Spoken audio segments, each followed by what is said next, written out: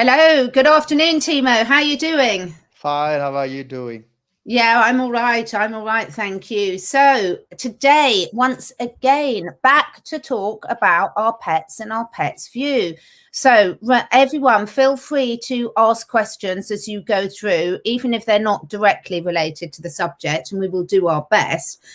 But today, Timo, we're going to talk about the difference between synthetic and whole food minerals and why this matters, because this is something I think most people don't really think about when they're looking at choosing their pet's food, isn't it?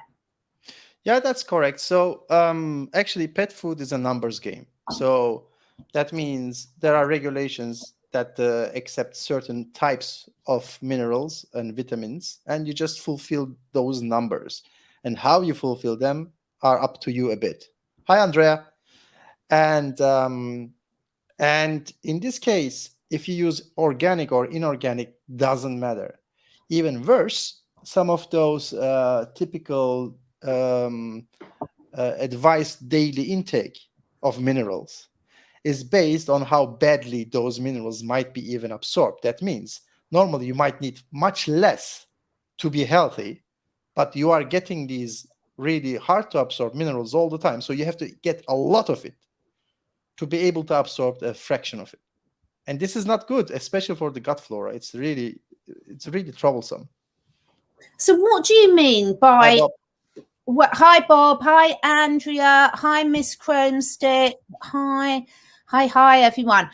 So let's start off right back at basics. So you mentioned there organic and inorganic minerals. Can you talk us through that? Because I think some people are thinking about organic and inorganic food. So tell us what you're talking about when you're talking about with minerals.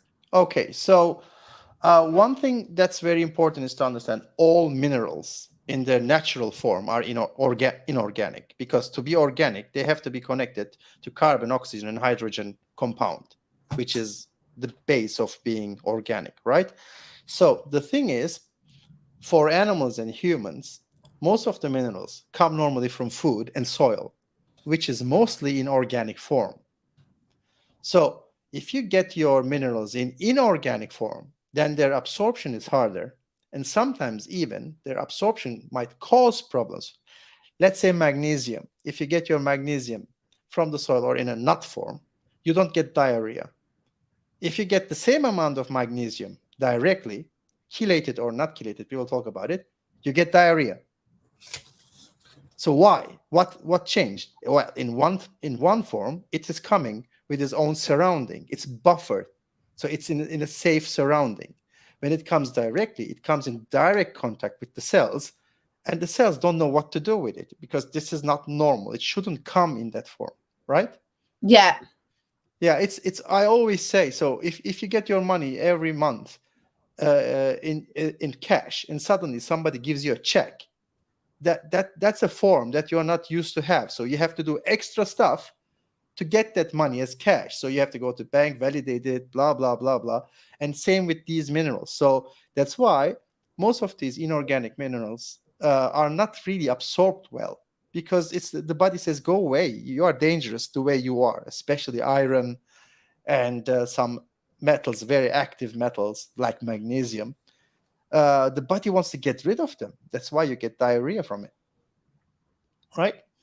Yeah, that's a very, very good point. And, you know, what we're talking about as we go through this, we're talking about, because there's a lot of people, I've just seen Miss Chrome Sitstrack talking about how much she spends on her 2 cats a month and everything. But, you know, you think about when we bring these pets into our lives of whatever species, and we're going to be starting our horse series soon.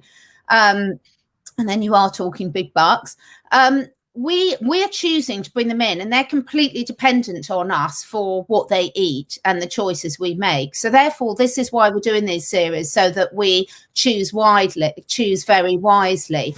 And we've got a little comment here from High Plains Sister. Again, a rescue kitty, not sure about getting an older cat because of their possible health record. Well, I get lots of older animals, and I can, from my point of view, it's the most rewarding thing you can do. You know, every animal that we take on, I did a little Instagram video on this. we talk about rescue animals, but we must realize that it's the humans that have caused all the problems for them in the first place. So lovely humans like you that are then prepared to put right the problems that have been possibly caused by other humans is really, really important. We've got to remember that, you know, these animals aren't, they don't owe us anything. We owe them everything. So I think getting any rescue animal is amazing, and getting the older ones for me is the most rewarding thing I can do, because when you see how you can turn things around for them, it's just magical. So I really, really hope that you do. And please totally agree. Yeah, Timo agrees as well. Yeah, older cats are so grateful. Well, I'm grateful for them, and I think you know, it's really, really important that we realize that they don't owe us anything. You know, we owe them a lot. So fantastic. We have got some lovely animal owners here. So we're going to come on to this, Karen Hughes, in a minute. Best organic food that I can feed my ragdolls. I would say the home prepared ones, wouldn't you, Timo? Definitely the cheapest way, the quickest way, and the most controlled way. Yeah.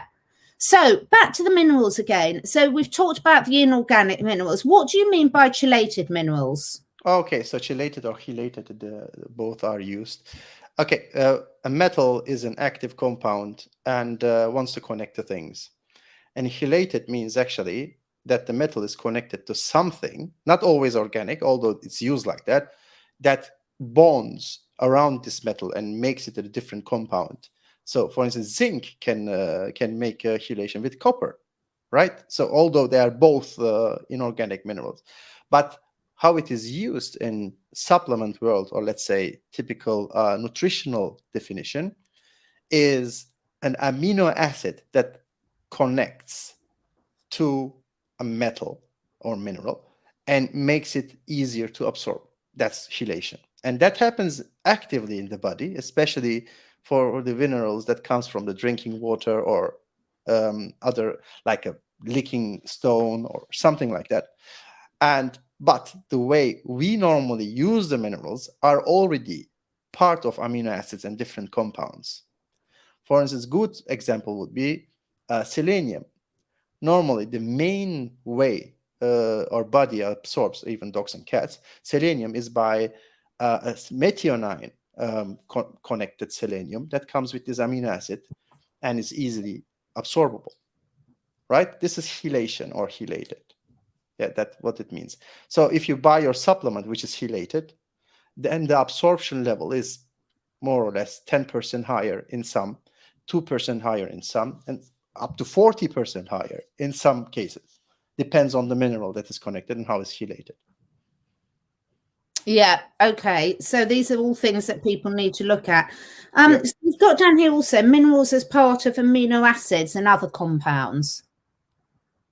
Sorry, I didn't hear you acoustically. So you've got down here as well. So we've looked at the inorganic and the chelated minerals, but what about minerals as part of amino acids? Yeah, they are already chelated, but you don't buy them as chelated. That means they were already chelated in the organism by the plant or by the animal. Yeah, and they become a part of the, like heme iron. Like if you hear about it, heme iron that comes with the meat or the blood, that is chelated already. It's connected to something. And the truth is, minerals by itself, like mostly, if they are not like xenon or argon gases, minerals like to bond to things or create new molecules. That's why we have molecules, right? So the problem is, in an organism like a dog, cat, or us, or most mammals, certain elements have their function.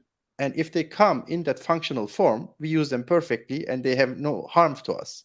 But if they come in another form and absorb, they might be really aggressive because they start to try to bond to something that we don't want them to be bound, like to a DNA, and destroying the sugars in the DNA and just totally destroying the mitochondria, or like cobalt can do, or like iron can do. That's why these metals are mostly also highly regulated. That means the body tries really hard through the kidneys to kick out that is excess, because it is just too active. It's just, you don't want to have that. Vitamin C is a good example for it, although it's not a mineral. it is exactly in the same ballpark, because it's just so active. If you don't want to destroy cells or other things, you just get rid of it. Too much, if it's too much, just get rid of it, right? Yeah, absolutely. Spicy Dame, can you give us a bit more detail? I don't understand your question. I'm having a hard time not feeding my dog in the morning instead of just at night. So if you're not feeding it in the morning, I assume you're feeding it at night. So just give us a little bit update on that, Spicy Dame, what you mean, and we can answer that. And also, Spicy Dame, back cats for dummies. Now, one thing I would say about if you're a dog person and you want to get cats, or if you're a cat person you want to get dogs, first of all, yes, there are some differences with the species. One of the most obvious is cats are very difficult to contain, so you've got to look at the safety issues of where you live. So, for example, if you live on a main road, for example, there could be safety issues about getting cats. So I think for cats, it's really important to look at where you live and how safe an environment that is for cats. But equally, cats and dogs, they're also individual as well, aren't they, Timo? So and at different stages of their life, they'll have different needs. So it's really important that, yes, you understand the general needs of cats and dogs, but then also you look at the breed, the age, etc. But be prepared to be open-minded individuals. So I've got 5 cats, and some of them are older and sleep most of the day and don't stray far at all. And then I've got Idris, who I talk about all the time, who goes absolutely miles, climbs every tree, goes in every house, and is a completely different ball game. And I can't constrain him at all. In fact, yesterday when the mechanic was here because my car broke down, he kept jumping in his van and I had to keep going and retrieving him. So yeah, just remember they're all very individual. Can I say something? Yes. Dogs are companions and cats are gods. So all cats are, let's say, more or less atheist, because they think they are the god or nothing. I'm the highest.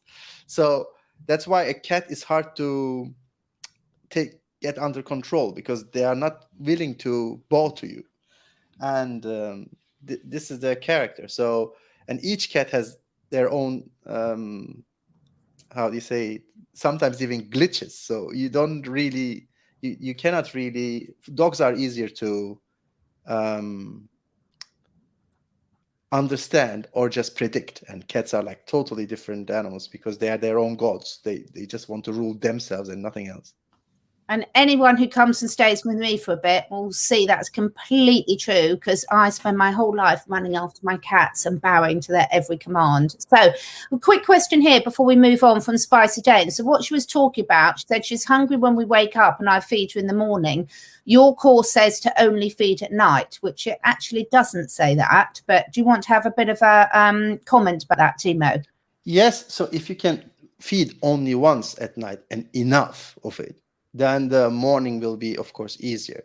But you can always feed in the morning a small amount and the main course in the evening. That's not a problem. It also depends, of course, how big your dog is and how big the stomach is and how much energy it uses also in the night. Is your dog active in the night? Is it chewing around, playing around, or is it just laying? So give us more detail, then we will discuss this.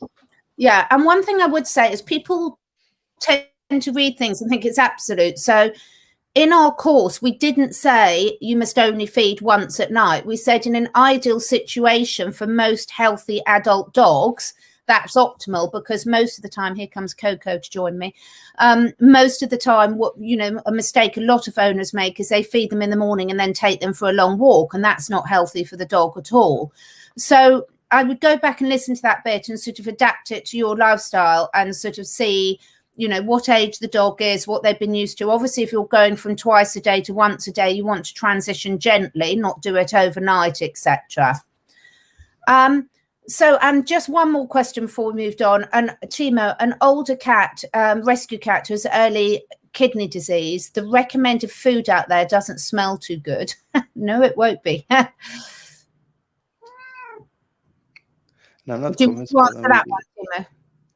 Yeah, so kidney, we have to know, of course, what type of kidney disease it is. But generally speaking, cats are protein eaters, and if the food doesn't come with a lot of baggage, then the kidney will be fine. So try to give the cleanest food you can give, but in the highest nutritional balance. So 10 to 15% liver, good meat, and try to keep the plant content just around 2% to 3% maximum, and it will be all fine. So most Miss Chrome 6, most of the ready-made ones will not meet that requirement. No, you are going to have to do it really yourself. hard. Yeah. And our cat nutrition course, which Andrew's posted the link to in here, will thing, and you can see we've still got. I'm going to stop this soon, but the Bulls 10 for the 10% off is still running. So that's really important for that. And very quickly, Linda, my cat eats twice a day. Is this too much? No, absolutely not. Oh, it's normal. No, completely normal. Cats are very different to dogs. And again, we cover this in detail in some of our earlier videos and in the cat nutrition. Cats need to eat at least twice a day, sometimes more. So absolutely. That's okay. Yeah, so on to the thing. So let's talk about with the minerals, the difference between the absorption of minerals from water and food. Well, okay, so water contains mostly non-chelated metals or like minerals. Most of the minerals we need are metals, so I use it interchangeably. And although if they are even alkaline metals, they are metals. So most of the elements we need, dogs need, cats need, are in free form in the water. And because of that, the absorption levels are very low. So if you think that giving a lot of mineral water, good quality spring water, will increase the amount of all minerals that the dog needs or cat needs or you need, you are wrong. It's not going to happen because the absorption level is very low. What you need is high quality food that contains all these minerals. That means the organism you are eating, your animals are eating, done the job for you already, because this is how the food chain works, right? So, for instance, when I eat a banana, the potassium in the banana, it doesn't make me go to toilet. It fits me. But if I get the same amount of potassium directly, I might even get a big problem, upset of my stomach, because it is not in the form that we, yeah. I give you an example. So I say, okay, I will visit you tonight. There is a party. What do you need? You say, bring some beer. And then I ring the door. You open the door, and I have a tanker full of beer. I just opened the big, the faucet. It's just flowing in. So this is not what you expected, and this is not how it works for the party. Some people will be happy, but most of them will be drunk very quickly or even draw. So it doesn't work. That's why drinking water is good, but that's why you can also give your dogs and cats distilled water. It will change nothing if the food is good. It will not have any negative impact. Okay, great. Beth, first of all, I don't think you've been doing it for long, just a few weeks, the transition, and you've got an older cat, I think, Beth. So obviously the older the cats, the more established their eating habits, particularly if they've got some existing health issues, can take longer. So it's absolutely fine, as we say in the course, and completely normal to cook the chicken first and the other ingredients, like you can cook the liver as per the course says by dropping it in boiling water, and slowly, just a tiny bit each day. So that's very normal, having to hide it in the sachet food, chopping it up into tiny bits, cooking it initially, and it can take months and months to transition an older cat, can't it, Timo? And don't be discouraged. So you just slowly, don't feel like you're doing something bad. Just slowly move towards the right direction. Don't be afraid. Even if it takes time, at the end you will win, because it's the best way to feed your cat. Yeah, absolutely. So one of my cats only likes raw if it's very fresh. More than 2 or 3 days old, he won't touch it, but my female cat still eats it. Okay, so first of all, your male cat, because you said the female cat still eats it, your male cat has a very good gut feeling. The reason for that is when the meat is, especially industrial meat, is 2 days old, there's already a film of a lot of bacteria on it that the cat possibly doesn't want to have in his body. On the other hand, some cats like already rotten or slightly off meat because it has more free amino acids. So both are right, but one is safe. Let's say. Yeah, both are normal cat behaviors, but one is safer than the other one. So yes, so we don't want to be feeding 2 or 3 days old food because it's going to have the bacteria base on it. So that is quite important. And just a final question from Miss Crone 6, just to be clear, did you say can give my older cat, kidney problem cat, clean protein cat food like Blink Real Food? Well, I don't know what's in Blink Real Food at all. So okay, so making your senses go off, or pleasing your senses with something, vegan or not, is quite easy. So this can be done with different tricks. So this is not the right thing to think. But on the other hand, of course, I don't know the Blink food, but clean protein is the cleanest protein is what you can buy yourself, choose yourself, prepare yourself, and you know what's inside and what amount of money you paid to get that meat. So I looked into it. It's full of synthetic vitamins and minerals. I know the one. Yeah. So it is sort of raw, but yeah. We're going to get, this is why you really need to sort of look at this and understand what's on the on the packet, because things like the Blink has got some added synthetic vitamins and minerals in it. Okay, so Catherine, let's make another live show with talking about just labeling. So how to read labels, and if you join us and ask questions about what you don't understand about labeling, or we would like to show you how you are misled by the labeling, by the way. Yeah. So this is a really, really good thing. So Blink cat food says only clean protein. But what does clean protein mean? That means nothing. That's a completely made up description, just a marketing tool. And also, when you look at the nutritional additives, I've just got it up on my phone now. It's full of synthetic taurine, vitamin A, vitamin D, sulfur monohydrate, zinc sulfite, manganese. This is exactly what Timo's talking about. So let's just be really clear to people. You know, that there's a big difference between getting your vitamins and minerals from natural real foods and these synthetic ones. So every time we will do a separate show on labeling, but say it says calcium iodate anhydrous 0.5, that is a sign that you've got a synthetic vitamin or mineral added, isn't it, Timo? That is correct. I don't like to use the word synthetic for minerals, let's say. Yeah. But yeah, most of them are synthesized, chelated in a laboratory, and added to the food because it's the cheapest way. So I can give you a good example. If you want to have a good quality meat, a food that has 10%, 15% heart and liver and whatnot, the kilogram of that food might be 5 pounds. If you use the cheapest meat and everything and cook it to death, and then you have to add extra premix to make it passable on the label, then you use €1 or €2 or 2 pounds for the same food.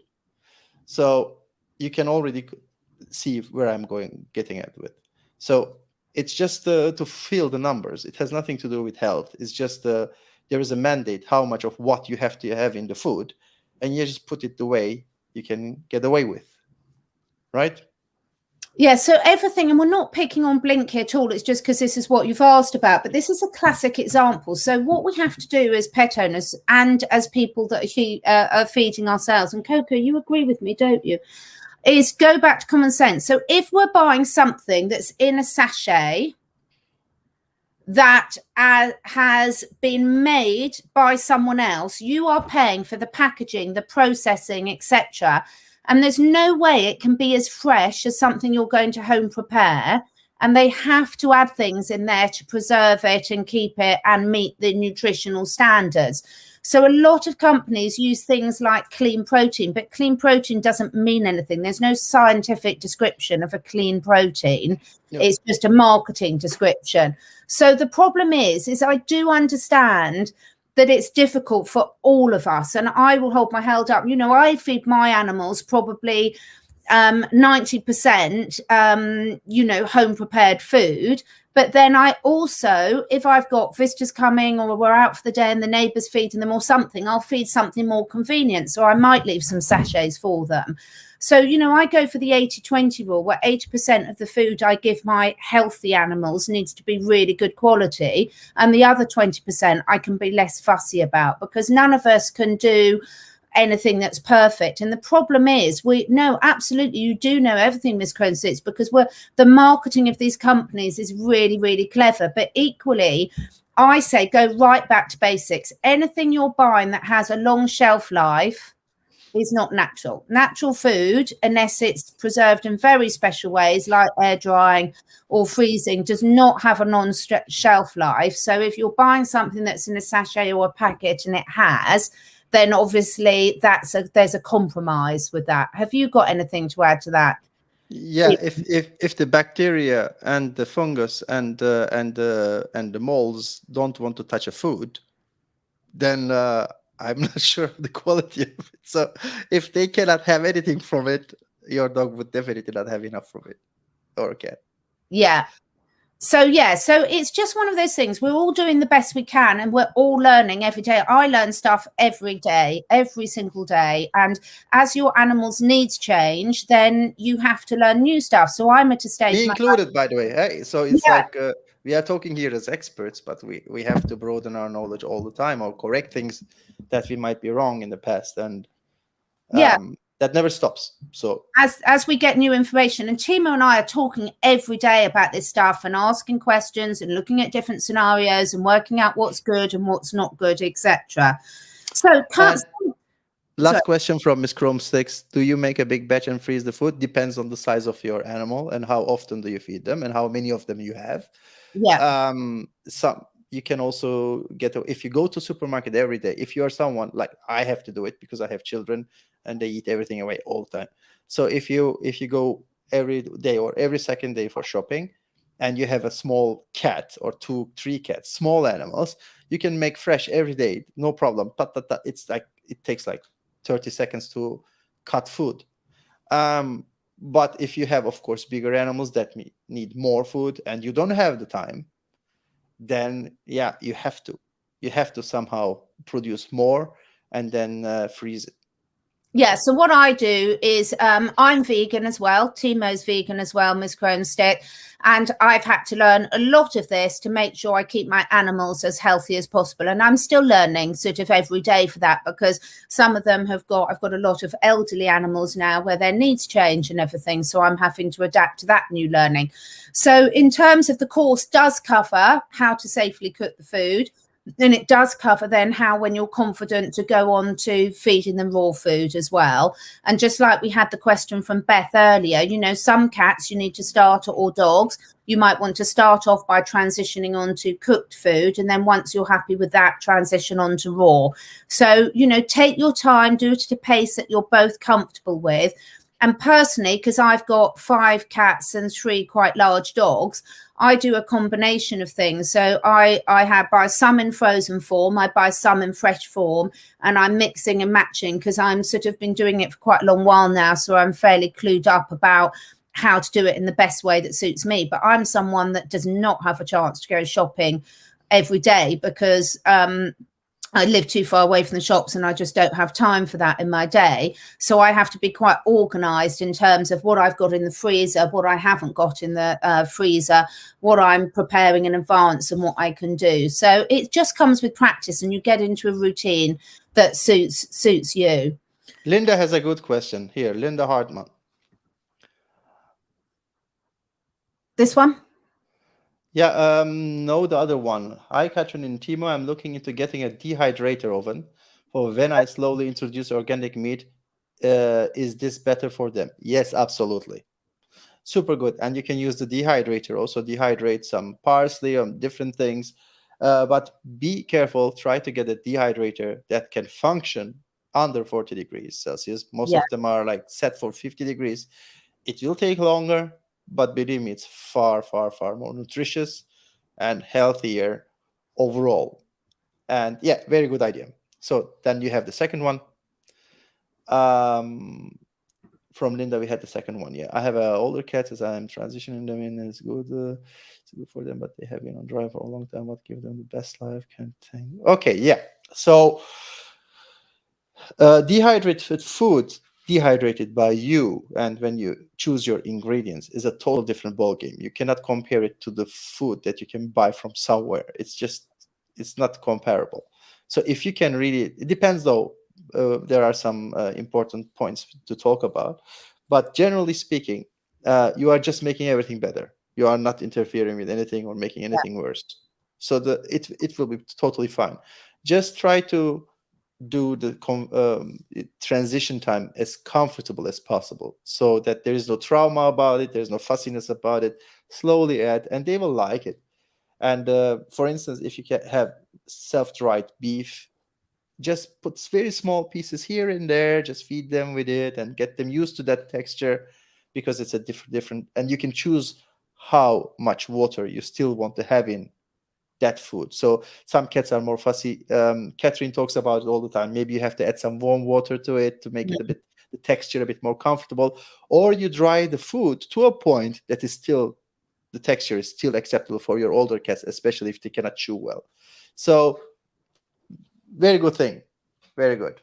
Yeah, so all of these things, and what I love about this and the brilliant questions we're always getting from the audience is the fact that a lot of what we're discussing for your pets equally applies to you. So, you know, I know we've got a lot of vegans in the audience, so they're not going to be dehydrating meat for themselves, but it's a good way to preserve your own food as well and things. So that ties into Indigo's question. Yes, absolutely. And we've got a lot of questions about, you know, feeding my cats. Yes, absolutely. If your young cat is always hungry, well, one, check for worms. So send a poo sample off for analysis to make sure that there's not a parasite problem there. I don't agree with worming regularly without knowing that there's a problem. Would you agree with that, Timo? That is correct. Another reason might be the gut bacteria might be really, really unstable. Then there will always be hunger, because some of the bacteria will ask for more that doesn't fit into the gut's normal natural system. So, and that's very typical. For instance, if you feed also the children with a lot of carbohydrates all the time with sugars, they will always feel hungry because they cannot get what the stuff they need to be complete in balance. So even if there are only 2-3 minerals that are missing, your cat might want them, but only to get them is more food. Does it make sense? So it's like, because they cannot pick and choose just 1 or 2 nutrients out of it, right? So you have to give the whole food to have it, and that's the reason. Yeah, exactly. So we're going to come on some of the other questions because we don't want to go off target on not cover some of these important things. But basically, all the other questions you're asking about, can my beef mince cat eat in food, except can my cats eat fish, is all covered in the courses. So please do look at those courses, because we can't cover all of those in the live when we've already put a very comprehensive course together on that. So please do get that. So, okay, back to the things. Some common pet food additives and their disadvantages, Timo, because there's a lot that are added that aren't necessarily good. Yes. So let's start with the biggest troublemaker, which is calcium phosphate, right? Yeah. So there is a healthy calcium to phosphorus level that your dog and cat has to have to function properly, and that is 2 calcium to 1 phosphorus. The reason for that is phosphorus is like nuclear waste. After it's used, it has to be gotten rid of. And to make this possible, it's always bound to same amount of calcium. So that means if your food contains 1 unit of calcium and 1 unit of phosphorus, you have no calcium left for the other functions that you need. And if the calcium amount of calcium in the food is fulfilled with calcium phosphate, the calcium and the phosphorus together in calcium phosphate is bound together, and they will get out together. So you don't have that calcium. It's inside, yes. It's written on the back, yes, but no use of it for the animal. This is one of the typical things. Second thing is selenium, especially in inorganic form. It's really dangerous. It's really strong, and it can cause real big trouble, including cancer. It's well documented. No, this is not any type of how do you say it, rumor or something. So it's really dangerous stuff. So, and then there are the chelated ones, like we talked about, citrates and sulfates and whatnot. They are all lab made, and of course they have higher amount of bioavailability or absorption rate, but they are still not in the form that your cat or dog would like to eat. So, and if these minerals coming in and not absorbed, then your cat and dog will try to eat other animals' poop, will lick soil, stones, try to eat sand. I saw many nasty things, trying to eat dead bird feather because it's rich in some of the minerals and whatnot. So if the food is not rich enough, they will find their way to get that. And just because the bag says there is enough of something doesn't mean it's absorbed. By the way, it's same goes for calories, but we will talk about it again. Yeah. Right. Coco was just about to knock my computer off. She does that every time. I love her cuddles, but she's been known to shut down the whole live with one foul swoop at the bottom. So really great questions, everyone. Really good questions. Now, one of the things we get asked a lot is, what does the ash mean on an analysis? All right. So ash is actually when you burn everything down, the organic matter burns away, and all including amino acids, sugars, whatever, everything is just burnt to dust. And that dust that's left is ash. And ash is in pure form minerals. That means all their organic compounds are burned away and only ash left. So if you add a lot of sand into your bag, you also have more. If they cremate you, you will have more ash because you have some hard minerals with you. Doesn't make it more healthy. So the food has to have some sort of amount of ash, and this is a good indication. But if the ash mostly comes from inorganic or chelated minerals that are added extra as additives, it's not much of a use. That means you have only 10% of it actually that is absorbed. The rest is just getting out. Yeah.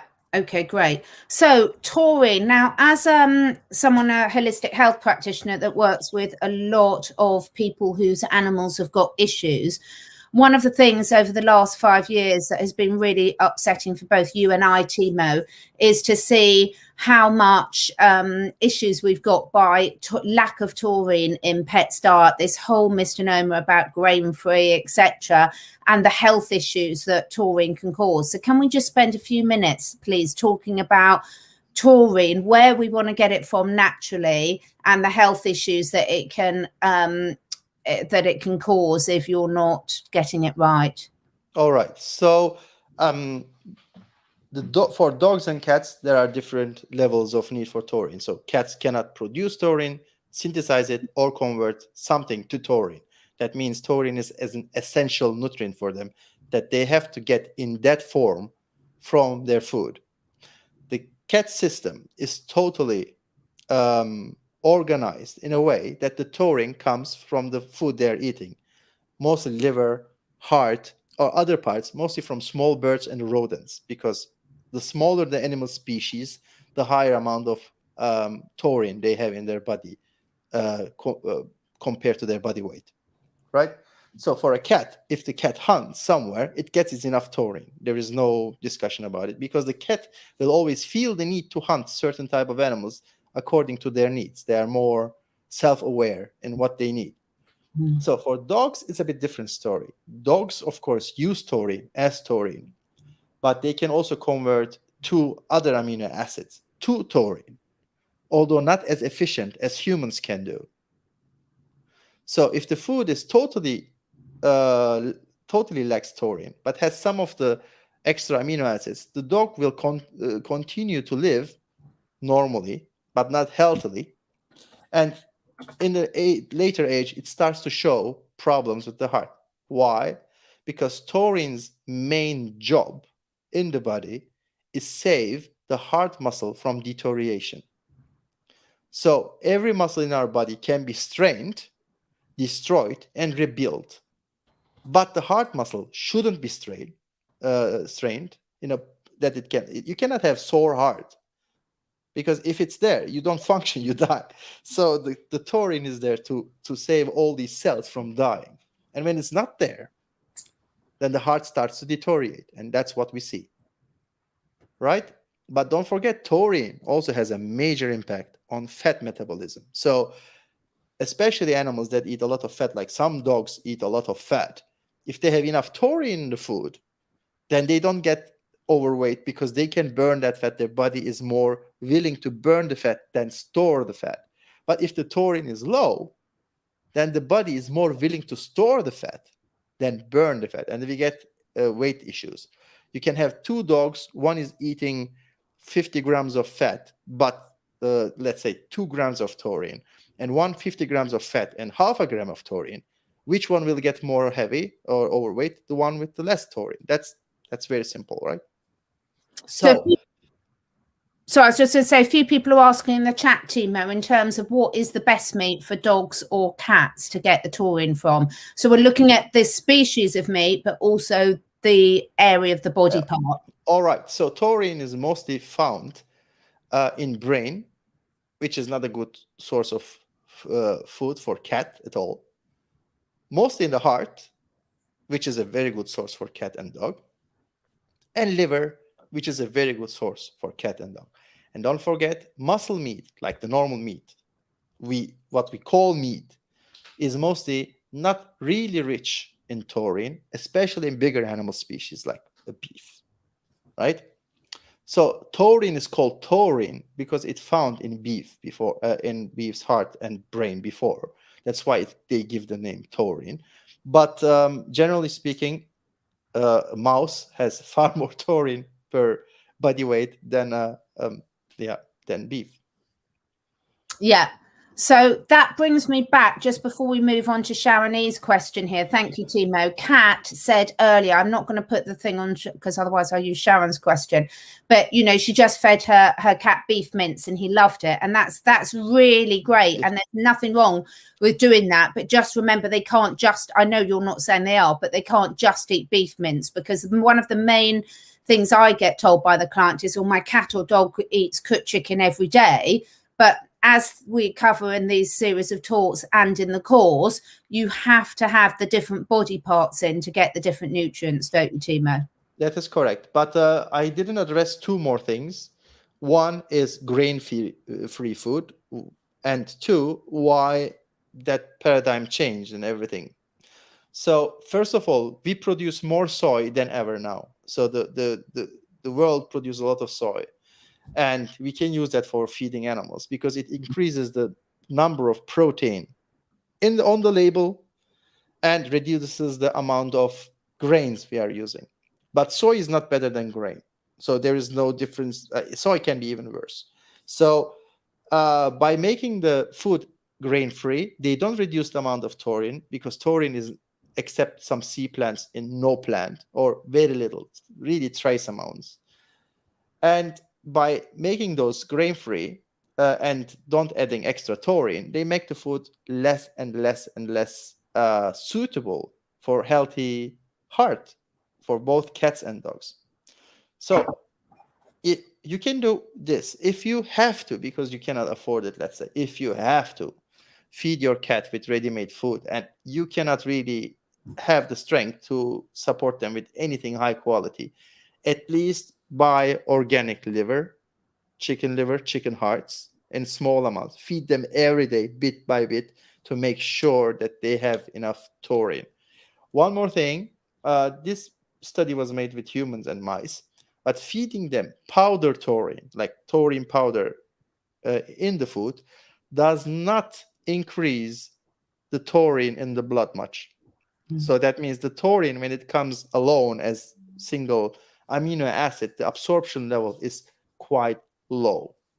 It doesn't increase in the plasma level.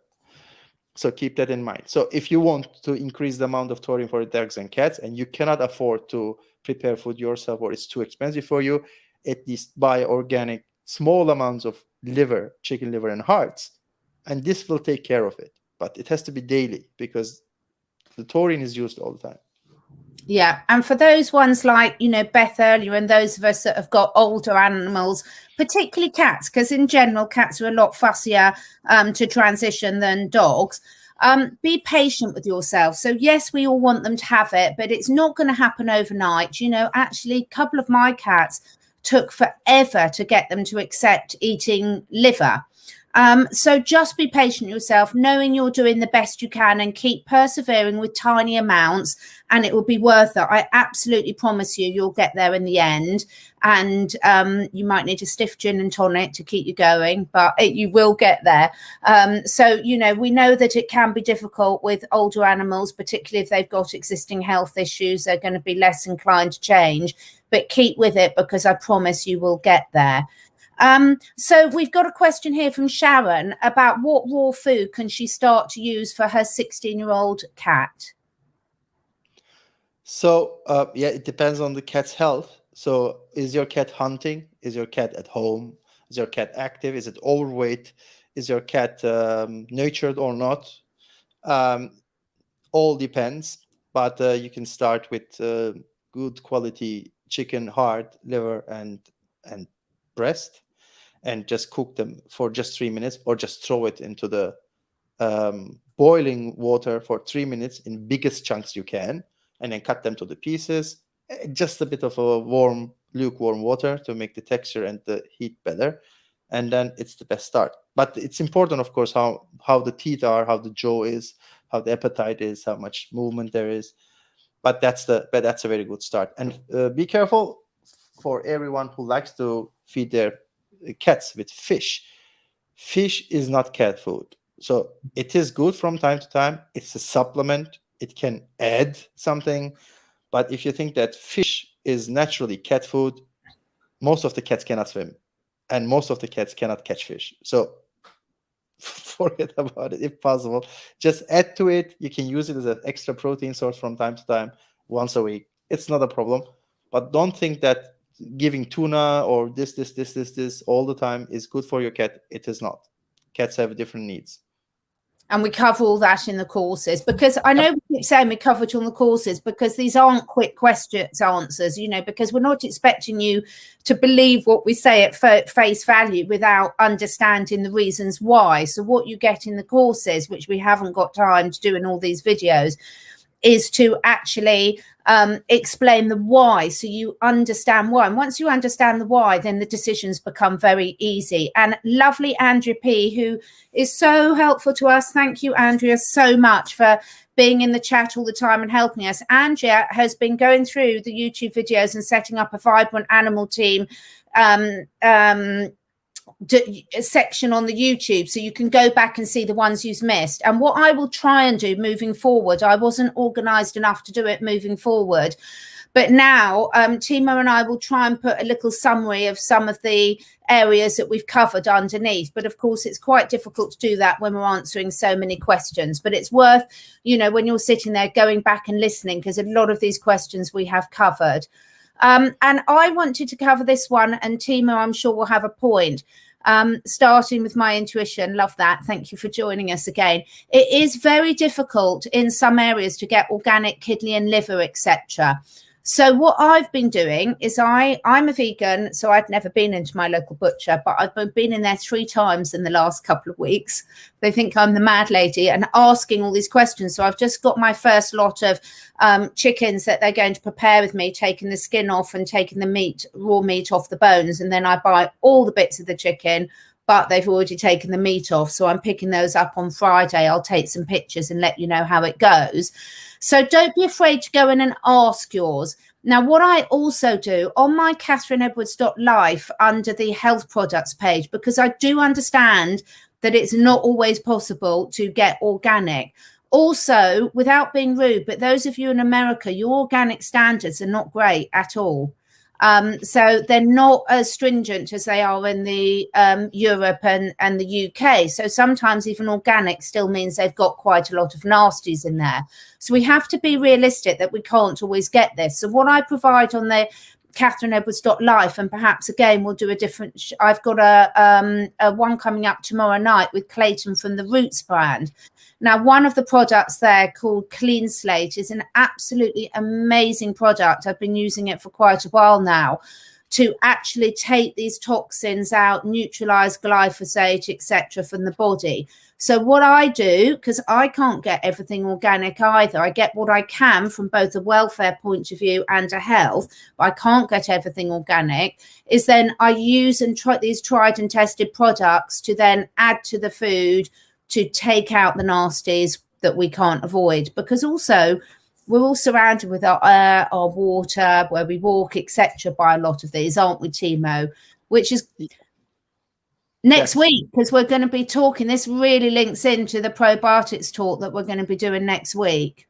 Yes, I have here many great questions. I would like to pick them one by one, but there is an interesting question and very easy to answer. Do dogs have different blood groups, says Anna. Answer is yes. Bat says, is whitefish a good alternative to other fish? Yes, but whitefish is sold mostly as flat fillet. That means no organs are inside, it's just a muscle. It's not bad, but it's more suitable for dog than it is for cat. But you can use it from time to time. It's not a problem. Try to go to smaller fish, which are mostly not carnivorous. That means they eat just plankton or some seaweed. They are less of a problem because they are less. They have less toxins in their body. Sorry, and their nutritional value is higher. So that's why the big fish are eating them. So go with the smallest fish, mostly anchovy, but not in a tin, right? And not salted. So, okay, another one, indigo. What about dehydrating liver, heart, and making your own powder? Will that work? Short, yes, it depends. Long, it might get oxidated. You have to smell it. You have to check how good it is.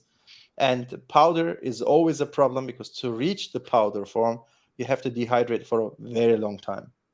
So what I would do is I would go to 40%, 30%, maximum 20% level instead of going to 6 to 5% to make it powder, and then feed it in small pieces. It's still chewable. It's still acceptable, especially for cats. But the idea is good and is used. It's also, funny enough, dried liver powder is a typical pelletant for cat food that they edit as a powder to make the food more attractive for the cats. It's one of the tricks that's used. Sharon E said it's an indoor meal fixed in good health but losing weight. Yes, in that case, you have to add more heart, more liver, small amounts. They have higher energy per gram, and they are much denser in nutrients per gram. Just add slightly more to see when the weight loss stops. And second thing, if you want your cat to be healthy after a certain age, you have to move the cat. It has to move. If not, there is no growth factor happening, and no growth factor happening means decline and short lifespan. So that's why hunting cats are mostly, if they don't cause trouble with some other cat, live the longest. Yeah. So, we understand completely. There's no judgment in the fact that some people have their cats indoors. But if your cats are indoors, you've got to work really hard as a human to give them any sort of decent quality of life, health-wise and environment. So I do a lot of work with clients who've got indoor cats about how they can have indoor herb gardens for them to self-select from safe herbs. You've got to be really creative with your toys, because there's nothing like getting out in nature for our microbiome, for our physical, for our emotional health. For sure. It's really, really hard. It's not to say that there's some reasons why sometimes you don't have to do that, but it's very hard, and it takes a lot of effort from an owner to give a cat a good quality of life kept inside. It's, we just have to be honest. It's like, keeping a horse in the stable most of the time. It's completely unnatural, and therefore you've got to do a lot more as a human to help with that. We had a question from someone about, does the course have a customer services? Well, it's Timo and I, and Andrea helps us out on the lives and with lots of other stuff. So Timo and I are customer services. When you go through the course, absolutely, you can ask questions and we answer them. And you can also see the questions that other people have asked. So we encourage you to look through those as well. And I would encourage people, yes, of course, you can ask questions as you go through the course, but it is useful also to finish the course, because quite often we find the questions are answered in the later section. So Timo and I always get back to people. We can't always do it that day because we're very busy, but absolutely we answer the questions that people put in there. So thank you for that. Street cat, I'm looking at others. Yeah, so so please, so we've got the last thing on here is we wanted to have a quick talk about the importance of soil, didn't we, Timo? Oh, yes. So this is actually an important part. It's also very connected to the microbiome, which we'll discuss next week. Soil is the main source of all minerals for all plants and all animals. So, for instance, a lot of cobalt and a lot of some other minerals for horses come directly from the contact with the soil, not the inorganic soil, but the all organic things in the soil that makes out the soil, right? Because soil is not just sand with some minerals, it's all the rest of all the bacteria and plant matter and animal matter and the feces of other animals, and everything together makes the soil. And the soil is the source of all good things for all animals and humans. For instance, there is a study, I cannot find it now. It shows that people in even older age who work in 30 minutes only with the soil, with their feet in the mud, or have direct contact with the soil every day, live on average 10 years longer. So that is a good sign, right? So the soil gives you what you need, and we should actually be in contact with soil all the time. But we don't call it earth anymore. We call it dirt. So we try to get rid of it whenever we can, although it is the source of everything. So especially cats who are hunting, they're always in touch with soil. They are sniffing around, they try to hunt, they climb, they fall, they roll, they try. That's why they have more minerals available to them, because they can get it from totally different places. By the way, we didn't talk about it, but the nose, the mucous membrane, the skin, and the lungs are far stronger in absorbing minerals from outside than the intestinal tract, which has a barrier, the rest doesn't. So, for instance, if you dive into a let's say thermal lake with full of minerals coming from a volcano, you absorb all of them far better than you would absorb them if you would eat them directly. So soil is super important. And dogs who are actually walking and running in the woods, touching with their nose everything, have higher chance of having the right minerals in the right type and right amount than the rest of them. And those of us who've got horses and things like I have, I'm always rummaging around in the dirt and the poo, and I'm very healthy because of it, although you wouldn't necessarily want to see my nails. Yeah. So really good questions, as everyone. We're coming to the end of the show, as always. Bob doesn't own a pair of shoes. Lucky you know Bob. Why? Because his dog is eating one all the time. So he is always the right one or the left one. Yeah, absolutely. And animals will dig up the coals. Now, for those of you that want to learn more about how to use herbs and essential oils with your horses, with your dogs, with your cats, if you go to my Catherine Edwards Academy site, you will see I've got a thing there, natural healthcare and an introduction to zoopharmacognosy for dogs. Now, zoopharmacognosy is animals self-medicating. And it's absolutely fantastic. So particularly for those of you who've got animals that are in a more of a city or restricted or indoor environment, this sort of information is absolutely wonderful. So please do have a look at that, because the more we learn how to use these natural substances, and if we can't take our animals out into nature as much as we like, then it's our responsibility to bring nature to them, which is exactly what the zoopharmacognosy does. So Kim's saying she loves walking barefoot in nature. It's just wonderful, isn't it? Absolutely brilliant. Yeah, that is correct. And it's not just electrical. So you might think that it's earth. It means just, the electrical interaction between your earth and earth. But your intestinal tract, your microbiome is all in contact with outside world all the time, and the soil gives you the right. Look at me now. So I have, this is partly cotton, partly synthetic. All the computer is synthetic. Everything I touch is clean and made synthetic. So my intestinal tract knows nothing about my environment because nothing is normal. Nothing is what my intestinal tract knows. My immune system doesn't recognize any of this, what I'm touching now. So the moment I'm in the woods, touching the earth, touching that, then suddenly it's like, oh yeah, that's what we know. And it has a total different effect on you because you start to live again. Because right now you're not living. Some part of your body doesn't know what's happening at all. It's like blind, totally blind. That's why most of the immune systems of modern men, I'm not sexist, so women also, but the modern mankind or womankind, whatever, is so blind to the fact that the civilization just doesn't fit your organism, the organism you are. Maybe you're mentally, yes, the civilization is good for you, but your organism suffers from it because it's just not normal. It's so. And when people of my age grew up, we children, we played outside and we rummaged in the dirt, and you weren't obsessively washing your hands every 2 seconds.